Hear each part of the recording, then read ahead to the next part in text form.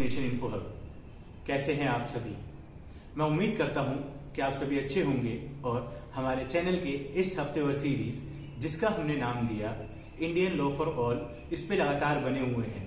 जैसा कि आप सभी को मालूम है कि हमने सबसे पहले जो समझने की कोशिश करी, सबसे पहले जिस चीज को हमने जानना वो है इंडियन कॉन्स्टिट्यूशन। भारतीय संविधान जो है हमारे लिए बहुत जरूरी हो जाता है समझना, क्योंकि इसी से हमारे आपके राइट्स, ड्यूटीज, स्टेट की ड्यूटीज क्या है, रिस्पॉन्सिबिलिटीज क्या है, पावर कैसे आता है, हर चीज के बारे में बताया जाता है।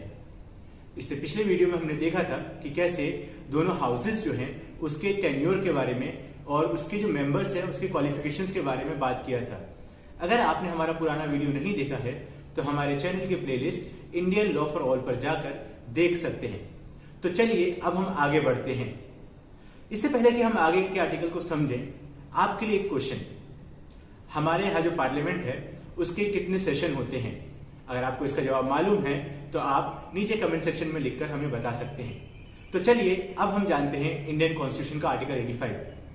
इंडियन कॉन्स्टिट्यूशन का आर्टिकल 85 जो है वो बहुत ज्यादा अहमियत रखता है पार्लियामेंट के दोनों हाउसेज के लिए, मतलब कि लोकसभा और राज्यसभा, हाउस ऑफ पीपल और काउंसिल ऑफ स्टेट जो है इसके लिए बहुत जरूरी हो जाता है। और यहां से एक चीज आती है इंडियन कॉन्स्टिट्यूशन का आर्टिकल 85। आर्टिकल 85 में बोला गया है कि प्रेसिडेंट के पास 3 तरीके के पावर हैं।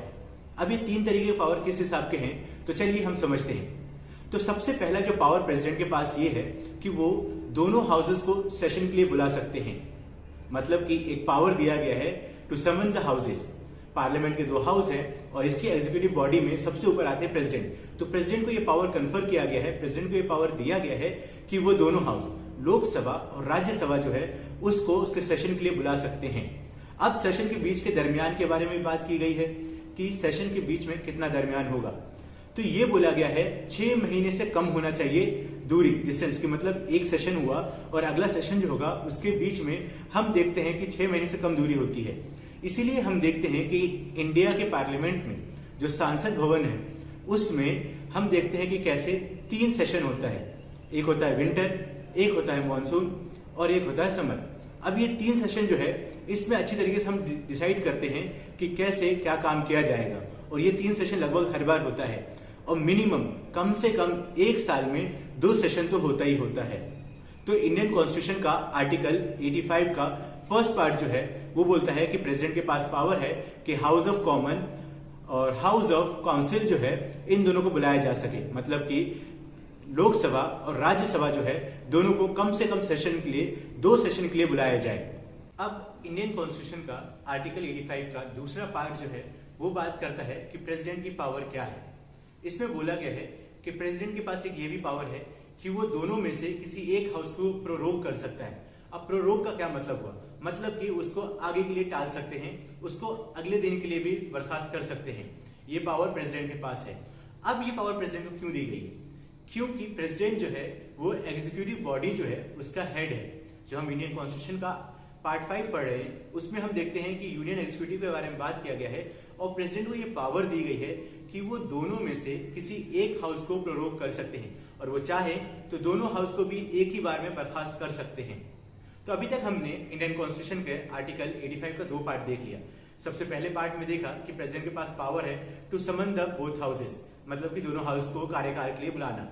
दूसरे पार्ट में हम देखा कि कैसे समन करने के बाद जो दूसरा पावर जो दिया गया वो ये है कि प्रोरोग कर दे किसी भी एक हाउस को। तो चलिए अब हम आगे बढ़ते हैं और इंडियन कॉन्स्टिट्यूशन का तीसरा अहम पार्ट जो है, जो कि आर्टिकल 85 का तीसरा पार्ट है, वो है कि कैसे प्रेसिडेंट के पास पावर है कि वो लोकसभा जो है उसको डिसॉल्व भी कर सकते हैं। अब डिसॉल्व करने की बात क्यों आई? तो कई बार हम देखते हैं कि जो पार्टी, जो सरकार पावर में होती है, जिसकी बहुमत होती है, जो मेजोरिटी से अपनी सरकार बनाती है, वो अपना कॉन्फिडेंस लूज कर जाते हैं। तो यहाँ पर नो कॉन्फिडेंस मोशन पास किया जाता है और जब ये कॉन्फिडेंस जो है, नो कॉन्फिडेंस मोशन जो है, प्रस्ताव जो है पारित हो जाता है तो यहाँ पर प्रेसिडेंट का रोल आता है और यहाँ पे आर्टिकल 85 क्लॉज 3 जो है रोल करता है अपना प्ले। अब आर्टिकल 85 क्लॉज 3 में बोला गया कि प्रेसिडेंट जो है लोकसभा जो है, हाउस ऑफ पीपल जो है उसको बर्खास्त कर सकते हैं, उसको डिसॉल्व कर सकते हैं, उसको खत्म कर सकते हैं।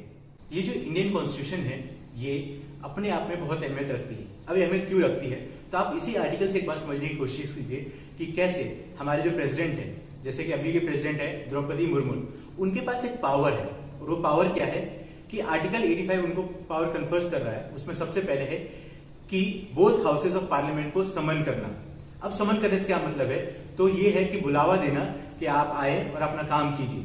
अब हमने शुरुआत में आपको एक बात पूछा था कि कितने बार बुलाया जा सकता है, तो समन जो है कम से कम इंडियन कॉन्स्टिट्यूशन के हिसाब से 2 बार तो कम से कम सेशन होना चाहिए पार्लियामेंट का, और 3 बार हम देखते हैं ज्यादातर टाइम होता है। तो 2 इज द बियर मिनिमम, 2 बार का जो सेशन है वो हर हालत में होना चाहिए। अगले पार्ट में हम देखते हैं कि कैसे प्रेसिडेंट के पास अब दूसरी पावर दी गई है कि वो प्रोरोग कर दे या एडजर्न कर दे किसी भी हाउस को। तो प्रेसिडेंट के पास एक पावर और ये आ गई कि वो या तो पूरे सेशन को खत्म कर दे या चाहे तो एडजर्न कर दे 1 दिन से अगले दिन के लिए, या 3 दिन के लिए, 2 दिन के लिए बंद ही कर दे। तो ये पावर भी प्रेसिडेंट के पास है। अब आपको लग रहा होगा कि प्रेसिडेंट के पास ये बहुत ज्यादा पावर आ गया है, तो ऐसा नहीं है। इंडियन कॉन्स्टिट्यूशन साफ साफ बताता है कि प्रेसिडेंट जो है अपने हद से बाहर अपना जो राइट है, अपना जो पावर दिया गया उससे ज्यादा बाहर जाके नहीं कर सकते हैं। वो बिना नेसेसरी, बिना किसी वजह के ऐसा नहीं कर सकते हैं कि कहीं से उठ के आए और बोल दिए कि ये हाउस जो है, ये सेशन जो है ये खत्म हो गया, अब नहीं होगा। इसके पीछे बहुत सारे रीजंस है, जैसे कि कभी लड़ाई हो गई, कभी किसी बीच में वाद विवाद हो गया, वहां पे कोई पॉलिसी आ रही है वो आगे नहीं बढ़ पा रही है, उस जगह पे कुछ मसला चल रहा है, तो यहाँ पे प्रेसिडेंट का रोल आता है कि कैसे वहां पर खत्म करना है और उस बिल को आगे बढ़ाना है। और तीसरा इंपॉर्टेंट चीज जो हमने देखा वो ये था कि डिसोल्यूशन जो है, मतलब कि सीधे तौर पर लोकसभा को खत्म ही कर देना। मतलब कि जब भी प्राइम मिनिस्टर ये प्रस्ताव दे दे कि उसके पास पूरा सपोर्ट नहीं है, उसको लोग सपोर्ट नहीं कर रहे हैं और वो इस काबिल नहीं है कि मेजोरिटी बनाए रखे, तो इस जगह पर प्रेसिडेंट के पास ये पावर आती है कि लोकसभा को डिसॉल्व कर दे। लोकसभा को उस सेशन का जो है, लोकसभा उस साल की जो सरकार बनी हुई है उसको खत्म करके एक नया प्रस्ताव पारित करे जिसमें नए लोग आके मिलकर सरकार बनाने की कोशिश करें। तो ये है इंडियन कॉन्स्टिट्यूशन का आर्टिकल 85। इंडियन कॉन्स्टिट्यूशन का आर्टिकल 85 में 3 पावर दिया गया, जिसमें बताया गया कि प्रेसिडेंट के पास पावर है सबसे पहले कि सेशन के लिए समन करना दोनों हाउसेस को, लोकसभा को और राज्यसभा को। दूसरा है एडजर्नमेंट का या प्रोरोग करने का लोकसभा और राज्यसभा दोनों को। और तीसरा जो खास करके है वो है कि कैसे लोकसभा जो है उसको डिसॉल्व किया जा सकता है, खत्म किया जा सकता है।